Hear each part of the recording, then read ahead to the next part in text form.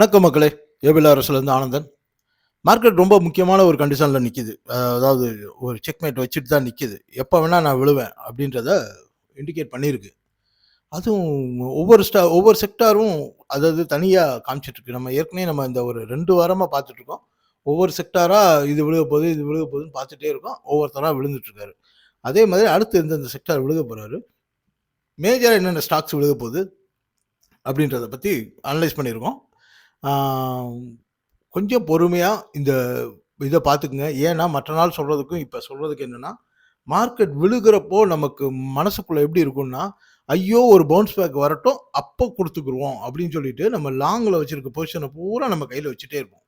அது ஐயோ! இன்னொரு தடவ கொஞ்சம் மேல போனோனே குடுத்துடலாமே, கொஞ்சம் மேல போனோனே குடுத்துடலாமே அப்படின்னு இருக்கும். அப்போ மெயினான சப்போர்ட் பாயிண்ட் தெரிஞ்சுச்சுன்னா, அந்த இடத்துல நம்ம ஒண்ணு அத ப்ராஃபிட் ட்ரைலிங் ஸ்டாப் லாஸோ, இல்ல ஸ்டாப் லாஸோ அல்லது ஒரு ஹெட்ஜிங்கோ போறதுக்கு வசதி இருக்கும்.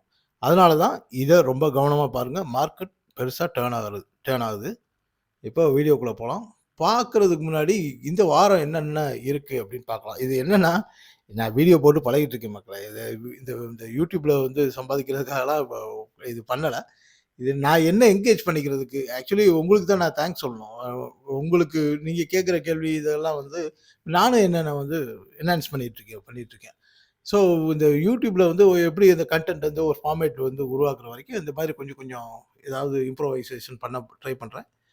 எதெல்லாம் பண்ணலாம்னு நீங்களும் சஜெஸ்ட் பண்ணுங்க. ஓகே. இந்த வாரம் நிஃப்டி 672 பாயிண்ட் விழுந்திருக்கு. கிட்டத்தட்ட 2.25%. இந்த வாரத்தோட விழுந்ததுக்கு முக்கியமான காரணத்துல ஒண்ணு, இந்த ஃபார்மாக்கு டாரிஃப் போட்டது.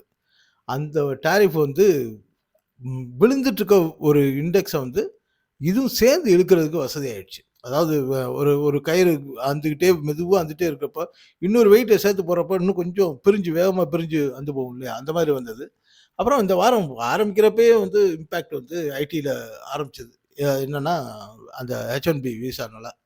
சரி இந்த வாரம் ஒண்ணுமே நல்லது நடக்கலையே அப்படின்னா, ஜிஎஸ்டி மாடிஃபிகேஷனோட அ இந்த இந்த வாரத்துல இருந்து தான் அது ஆரம்பிச்சது. ஸோ அதனால ஆட்டோ ஸ்டாக்ஸ் இதுக்கெல்லாம் ஒரு பூஸ்ட்டா இருந்தது. அது கேபிட்டல் குட்ஸ் இதுக்கெல்லாம் நல்ல ஒரு பூஸ்ட்டா இருந்தது. ஆனாலும் அதுக்கு வ மற்ற ஃபேக்டர்ஸ்லாம் இத தாங்க முடியல. அப்புறம் இந்த வாரம் எஃப்ஐஎஸ் 5,000 கோடி ரூபாய்க்கு வித்திருக்காங்க. நம்ம ஊர் ஆளுங்க டிஐஎஸ் என்ன பண்ணியிருக்காங்கன்னா, 5,100 கோடி ரூபாய்க்கு அ வாங்கியிருக்காங்க. இப்போ சில புதிய நண்பர்களுக்கு ஒரு டவுட் வரும். சார் மார்க்கெட்டு 2.5% விழுந்திருக்கு. ஆனா வாங்குனதுன்னு பார்த்தா 5,100 கோடி ரூபாய்க்கு வாங்கியிருக்காங்க. வித்தது பார்த்தா வெறும் 5,000 கோடி ரூபாய்க்கு தான் இருக்கு. இந்த கணக்குப்படி பார்த்தா அட்லீஸ்ட் ஒரு 1/4%, 1/2% பிளஸ்ல தான் வந்திருக்கணும். ஏன் 2.5% மேல மைனஸ்ல இருக்கு. அப்படின்னா எஃப்ஐஎஸ் விக்க ஆரம்பிச்ச உடனே நம்ம டிஐஎஸ் வாங்க மாட்டாங்க. அவங்க விக்கட்டும் அப்படின்றப்போ அதனால தான் இந்த சப்போர்ட் பாயிண்ட், ரெசிஸ்டன்ஸ் பாயிண்ட் சொல்றோம். ஒவ்வொரு சப்போர்ட் பாயிண்ட்லயும் இவங்க ஹெவியா பையிங் போடுவாங்க. அதாவது ஒருத்தர் இப்ப எஃப்ஐஎஸ் ரூ. 100 விக்கிறாருன்னு வச்சுக்கோமே. ரூ. 100 வித்துக்கிட்டே வருவாரு. அவர் ஒரு ரூ. 1,00,00,000 வித்திருக்காருன்னு வச்சுக்கோங்களேன். நம்ம ஆளுங்க என்ன பண்ணுவாங்கன்னா, 80 போயி, இல்ல 90 போயி, 1,00,00,000 1,00,000 வாங்கியிருக்காங்க. அவர் வாங்குன இடம் 80 81 90 91 வாங்கியிருப்பாரு. ஆனா அவர் வித்தது 100லேருந்து வித்துட்டு வந்திருப்பாங்க. இதுதான் அந்த வித்தியாசம். இந்த சப்போர்ட் ஒரு ரெசிஸ்டன்ஸ் பத்தி ஏற்கனவே ஒரு வீடியோ பழைய இதில போட்டிருக்கேன்னு நெனைக்கிறேன். இருந்தாலும் இந்த மாதிரி விஷயங்கள்லாம் கொஞ்சம் கொஞ்சமா போடுறேன். பார்க்கலாம். இது மாதிரியான விஷயங்கள் ஏதாவது தேவைன்னா சொல்லுங்க. இப்ப அடுத்த இதுக்குள்ள போலாம். நிஃப்டி பாருங்க, இப்பயும் நான் மார்க்கெட் மேல போகும் அப்படின்றத நான் சொல்லல. ஆனா ஏதாவது ரெசிஸ்டன்ஸ் சொல்லணுமே அப்படின்றதுக்காக சொல்றேன். 25,340க்கு மேல க்ளோஸ் ஆகாம இனிமேலு புல்லிஷ் இருக்காது. சரி டெம்பரவரியா ஏதாவது அ ஒரு பவுன்ஸ் பேக் வந்தாகணும். வ இதுதான் இருக்காதே தவிர, மார்க்கெட் தான் ஆல் டைம் ஹை போவாதே தவிர, பவுன்ஸ் பேக்ன்னு ஒண்ணு வந்தாகணும். மார்க்கெட் விழுந்தா அப்படின்னா 24,720க்கு மேல க்ளோஸ் ஆனா, அடுத்து ஒரு டெம்பரவரி புல்லிஷ் இருக்கலாம். ஒரு ஷார்ட் கவரிங் அந்த மாதிரி வரலாம். ஆனா, அதுவே கொஞ்சம் சிரமன்ற மாரி தான் இன்னைக்கு இப்ப இருக்க மற்ற ஸ்டாக்ஸ் இதெல்லாம் பார்க்குறப்ப இருக்கு. சப்போர்ட்ன்னு பார்த்தீங்கன்னா, இப்போ 24,654ல க்ளோஸ் ஆயிருக்கு. இனி அடுத்த சப்போர்ட் வந்து 24,500 தான் இருக்குது. அதை உடைச்சா 24,430. அதாவது இந்த ஜோன் வந்து இங்கே இருந்து திரும்ப பவுன்ஸ் பேக் ஆகிறதுக்கு ஒரு சான்ஸ் உள்ள ஜோனு. ரொம்ப பெருசாக இருக்காதுன்னு நினைக்கிறேன். கொஞ்சம் தான் ஒரு பவுன்ஸ் பேக் இருக்கும். அதாவது ஒரு ரிலீஃப் ரேலியாக இருக்கும், அவ்வளோதான்.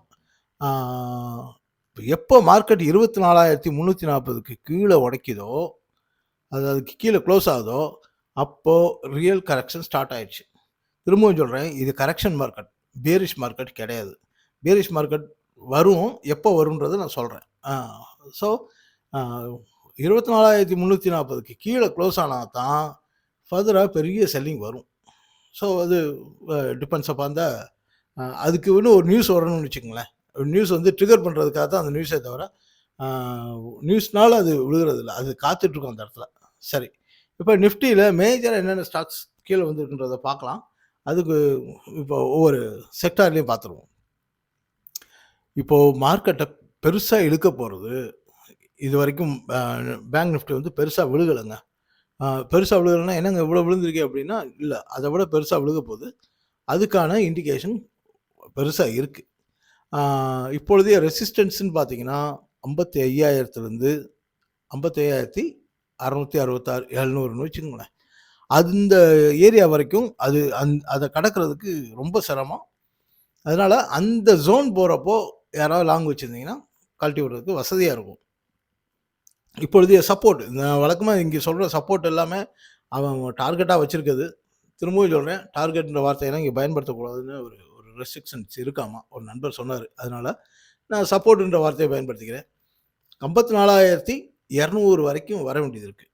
இது அதாவது இப்பொழுதைக்கு இப்போ ஒன்றும் இல்லை, 54,390 அப்படின்றது நேற்று க்ளோஸாக இருந்தாலும், இது சும்மா நாளைக்கு உடனே பவுன்ஸ் பேக் இருந்துச்சுன்னா ஒரு சின்ன ஒரு அப்படி ஜெர்க் கொடுத்துட்டு போகும். ஆக்சுவலி 53,600 அதுக்கு கீழே தான் க்ளோஸ் ஆகக்கூடாது. என்ன சார் 53,200 வந்து இன்னும் 800 பாயிண்ட் இருக்கே, 700 பாயிண்ட் இருக்கே அப்படின்னு நினைக்கலாம். 800 பாயிண்ட்ன்றது ஜஸ்ட் ஒரு 1.5% தான் சார் பேங்க் நிஃப்டியை பொறுத்த வரைக்கும். ஏன்னா அதோட சைஸ் நம்பர் பார்த்துக்குங்க, 54,000 ஒரு பெர்சன்டேஜ்ன்றது 540 பாயிண்ட்டு. ஸோ பேங்க் நிஃப்டியை பொறுத்த வரைக்கும் 1% 1.5%ன்றது சாதாரணமாக வரக்கூடிய ஒரு இடம்தான்.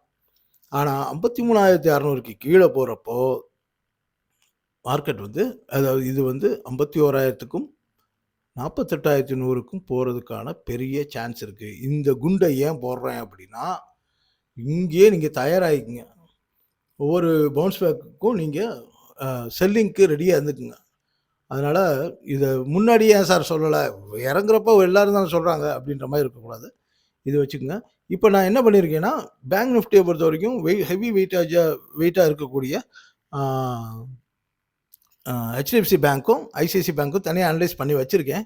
என்னென்னா இப்போ டைம் ஆயிடுச்சு, இப்போ 8 மணிக்கெலாம் இதை போஸ்ட் பண்ணணுமேன்றதுக்காக இப்போ இண்டெக்ஸ் மட்டும் வச்சுருக்கேன். அதில் வந்து ஒரு 15 ஸ்டாக்ஸ் வரைக்கும் ரெடி பண்ணிகிட்ருக்கேன். ஸோ அதை வந்து நாளைக்கு காலையில் உங்கள் கைக்கு ரீச் ஆகிற மாதிரி, உங்கள் பார்வைக்கு வர்ற மாதிரி நான் நைட் உட்காந்து வேலை பார்த்துட்றேன். இப்பொழுதைக்கு இண்டெக்ஸை மட்டும் பார்த்துட்டு வாங்க. இது ஏன்னா இது ரொம்ப முக்கியமான இண்டெக்ஸு, முக்கியமான வீடியோ, அதனால் கவனமாக இருந்துக்குங்க. அடுத்ததாக சிஎன்எக்ஸ் ஃபினான்ஸு, ரெண்டுமே ஏன் பக்கத்தில் இந்த முறை போட்டிருக்கேன்னா, அவன் இழுத்தா இவனும் இழுப்பான். இதுக்கும் வந்து ஹெவி வெயிட்டேஜ்னு பார்த்தீங்கன்னா, அதாவது இந்த ஹெச்டிஎஃப்சி பேங்க்கும் ஐசிஐசி பேங்க்கும் ரொம்ப கவனமாக எல்லாரும் ஃபாலோ பண்ண வேண்டிய ஸ்டாக்ஸ் ஆயிடுச்சு. மீதியெல்லாம் ரிலையன்ஸ் அப்படி பண்ணுவோம். இப்போ இவங்க 2 பேரும் பண்ண வேண்டியது காரணம் என்னன்னா, இன்னைக்கு நிஃப்டியோட ஹெவி வெயிட்டேஜில் ஃபஸ்ட்டு இருக்குது ஹெச்டிஎஃப்சி பேங்க்கு, 2வது ஐசிஐசி பேங்க். பேங்க் இண்டெக்ஸ்ன்னு எடுத்துக்கிட்டிங்கன்னா அதுலேயும் இவங்க 2 பேர் தான் நம்பர் 1 and 2 இருக்காங்க. ஃபினான்ஸ்ன்னு எடுத்துட்டிங்கன்னா அதுலேயும் அவங்க தான் இருக்காங்க. இப்போ இது என்னென்னா, ஃபினான்ஸ் ஸ்டாக்ஸில் இவங்க கீழே இறங்குறப்போ மற்ற ஸ்டாக்ஸும் பேனிக் ஆகி இறங்க ஆரம்பிக்கும், பேனிக் செல்லிங் வரும். அப்போது இந்த இண்டெக்ஸும் சேர்த்து இழுக்கும், பேங்க் இண்டெக்ஸும் இழுக்கும். இது ரெண்டும் சேர்ந்து இழுக்கிறதுனால நிஃப்டி இறங்கிட்டு இருக்கும். நிஃப்டி இறங்குறத பார்த்து மற்ற செக்டாரே இறங்கிட்டு இருக்கும். அதனால் இது ரெண்டும் வச்சுருக்கேன். அப்புறம் வழக்கம் போல் பஜ் ஃபினான்ஸும் ஜியோ ஃபின்னும் ரெடி பண்ணியிருக்கேன். ஸோ அதுவும் அடுத்து உங்களுக்கு போட்டு விட்றேன். அடுத்து ஐடி, ஐயோ பாவம்னு ஆகிப்போச்சு. நம்ம 34,320ல ஒரு சப்போர்ட் போட்டு பவுன்ஸ் பேக் ஆவாருன்னா, "சார் சார் தள்ளுங்க சார், போயிட்டு இருக்க வேகத்துல நீங்க வேற குறுக்க வராதீங்கன்னு" சொல்லிட்டு பட பட படன்னு விழுந்துட்டாரு. இங்க தான் ஒரு பெரிய ரிஸ்க் என்னன்னா, அ கிட்டத்தட்ட அ பேங்க் இண்டெக்ஸ் குடுக்குற வெயிட்டேஜ்ல வந்து பாதி வந்து ஐடி குடுக்குறாரு.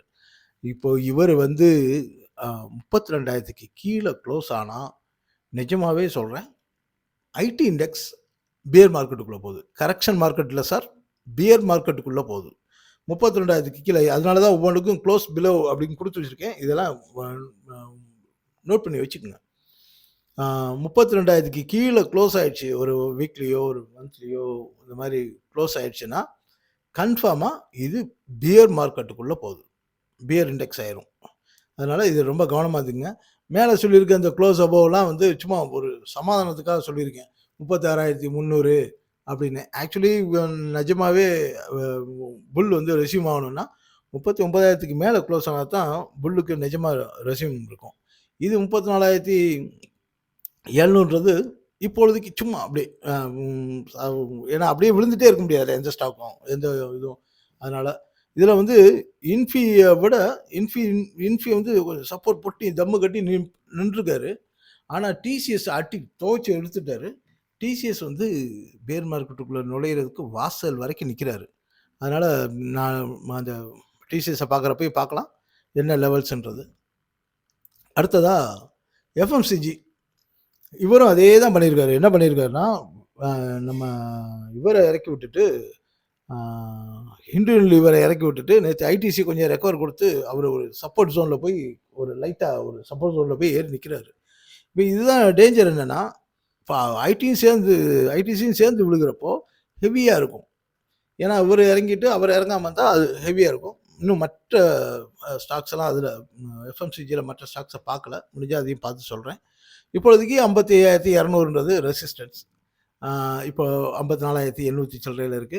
சும்மா ஒரு 1%ல ரெசிஸ்டன்ஸ் காத்துட்ருக்கு.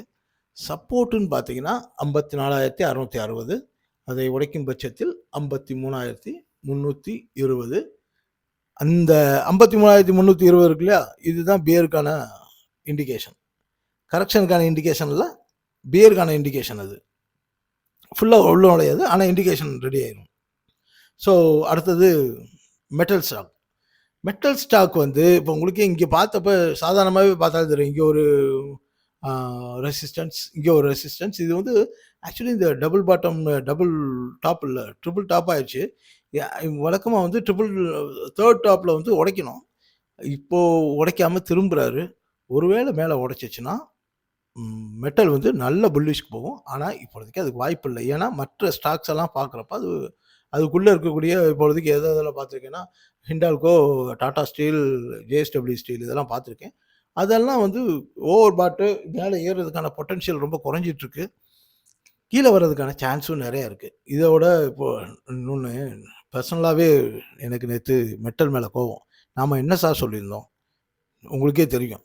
99, 80 டூ 88ல க்ளோஸ் ஆகும்பா அப்படின்னு சொல்லியிருந்தோம். அவரு சரியா காதுல வாங்காம, நேத்து என்ன பண்ணியிருக்காரு, 98, 88ல க்ளோஸ் ஆயிருக்காரு. 100 பாயிண்ட். மனுஷனாவே நம்மள மதிக்கல. ஸோ எதுக்கு சொல்றேன்னா, சேஃபா ஒரு இடத்துல இருக்கும். ஒரு சின்ன கரெக்ஷனுக்கான இண்டிகேஷன் குடுக்கும்ன்னு பார்த்தா, ரொம்ப ஹெவியா இருக்கு.